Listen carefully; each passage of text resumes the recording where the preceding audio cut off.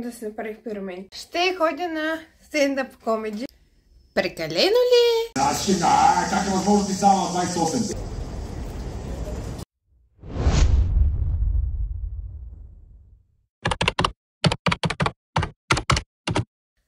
Добро утро и добре дошли в днешният влог. Като днешният влог мисля да бъде едно седмично предизвикателство за мен. Предизвикателството, което мисля да си поставя е тази седмица да избягвам колкото се може повече социалните мрежи. Напоследък си мисля, че социалните мрежи не ми влияят добре и както трябва. И затова мислям да се направя един детокс от самите социални мрежи, за да видим, да се направи експеримента, дали ще се почувствам по-щастлива, ако не се ровя постоянно в социалните мрежи, защото си мисля, че малко или много ние хората несъзнателно го правим това нещо. Когато нямаме какво да правим, да влизаме постоянно в тези социални мрежи. Затова тази седмица се каза, че ще влизам единствено в TikTok, в Instagram или в Facebook, ако е необходимо. Тоалета в понеделник за работа е супер бейсик. Черно боди с сини дънки и бели обувки. Не мога да повярвам, в момента е 6:17 и трябва да тръгвам за работа. Винаги ми е трудно да стана, когато съм първа смяна. След малко ще ходя на стендъп комеди на ето тези момчета. Някой път обичам да се обличам прекалено много. Някой път обичам да се обличам малко в повече, отколкото трябва да е. Но просто така го чувствам. Исках да съм с тази рокля, която ще ви покажа след малко, защото нищо не виждате. Исках да съм просто с нея. И нищо друго. Не ми хрумна друг тоалет, освен да съм с тази рокля. Прибрах от работа. Изкъпах се, легнах да си почина, защото все пак първа смяна доста ме измаря. Не, че втора не ме измаря. И да имам сили да не заспя просто на комеди шоуто. Прекалено ли е? Надявам се да не е. Защото някой път ме хващат лудите и искам да се наглася то много.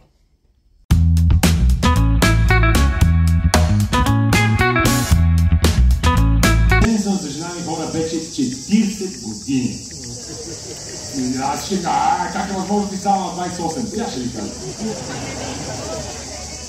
Заради брадата не се личи. Това са кучешки години хора. Грешите за спон терасата, първо трябва да си гледа вкъщи. Жените никога не успяват да конкретизират. Те са такива, сърдита съм ти. Що? Ти си знаеш! Исках да ви разправям за комеди шоуто, което беше наистина невероятно. Изгледахте кадрите преди малко. И прибирам се, поглеждам се в огледалото и виждам ето това. Не знам доколко се вижда, тук имам една пъпка. Аз преди да изляза се намазах цялата, т.е. имах един спрей за комари.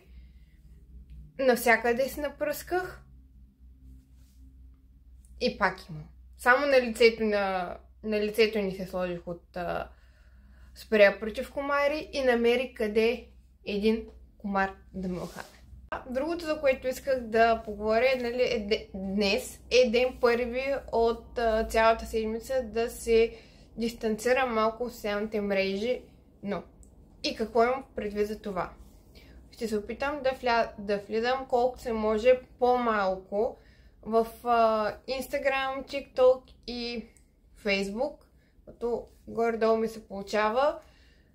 Днес се усетих много бързо, че по навик, просто като нямаше какво да правя, извадих телефона и влезнах във Facebook, обаче много бързо се усетих, че съм влезнала и излезнах от самото приложение, като в Instagram съм влизала да пусна сторита.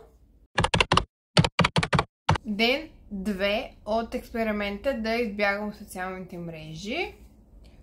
Днес влезнах, може би за около 5, най-много 10 на минутки в Instagram и в Facebook, общо мога да кажа. Като не броя това, че влизам в Instagram, за да си пиша с Митко и с приятели. Казах си, че до края на седмицата искам да прочета тази книга Безсилна, която той не ми я беше подарила за рождения ден. И успях също да прочета днес. Следващата книга, която ще чета, е Войната на две кралици, като това е четвъртата книга от поредицата Кръв и пепел. Само вижте колко е огромна, това е тухло. Погледнете тази книга колко е малка в сравнение с тази книга. Аз даже като ги наложа е по-голяма. Самата поредица аз и много ми хареса, макар че предната книга не е чак толкова много. Но сега да видим какво ще остане тази поредица. Харесва ми и ще я довършим. Ще освен тази ми остана още една книга, която трябва да прочета. И знам, че има още пак една такава подобна поредица. Не е Кръв и пепел, Огън и плът, мисля, че се казваше.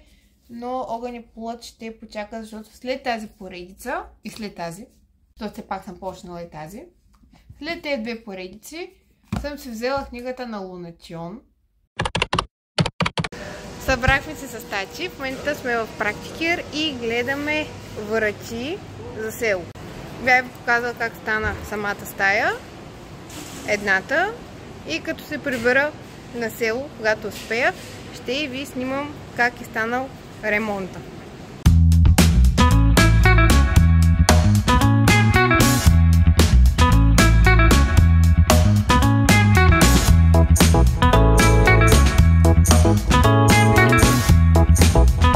След Практикер отидохме до Венера Cosmetics, тъй като Тати му поръчали някакви парфюми и съответно аз също намазах.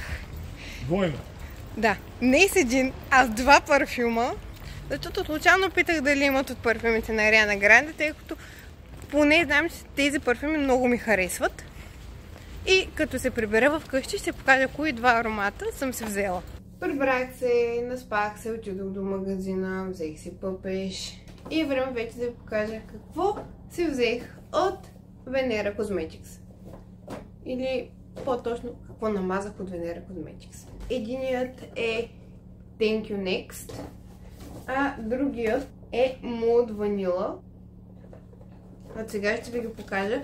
И двата парфюма, които взех, са тестери, но те са пълни двата, така че са без капачки.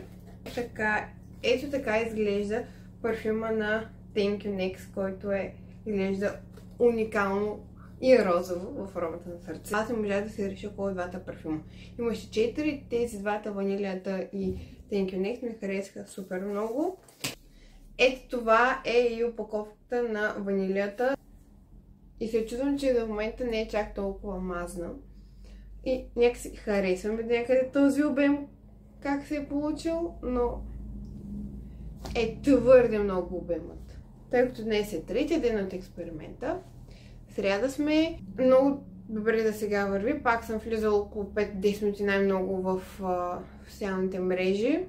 Дори вече да си пиша с хората го броя, тъй като наистина не влизам за много често там. Влизам, пиша и излизам.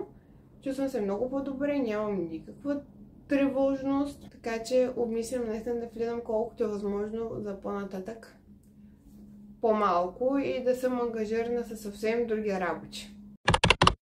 Ден 5 от детокса ми от социалните мрежи. Ден 4 не съм го снимала поради причината, че сутринта отидох на фитнес, прибрах се, изкъпах се, веднага излезах и отидох на работа, прибрах се. Малко се починах, защото се прибрах към 7:30 и после към 10 и малко си легнах и дори не се сетих вчера да снимам, но вчера съответно пак не съм влизала много, може пак около 5-10 минути максимум, но днес Добре, днес си позволих да вляза в TikTok и да стоя около 20 до 30 минути. Мисля, че за 5 дена е добре. Утре отново ще ходим на басейн. Познайте къде ще сме. Имате 5 секунди. 5, 4, 3, 2, 1. Който е казал Витус, е познал.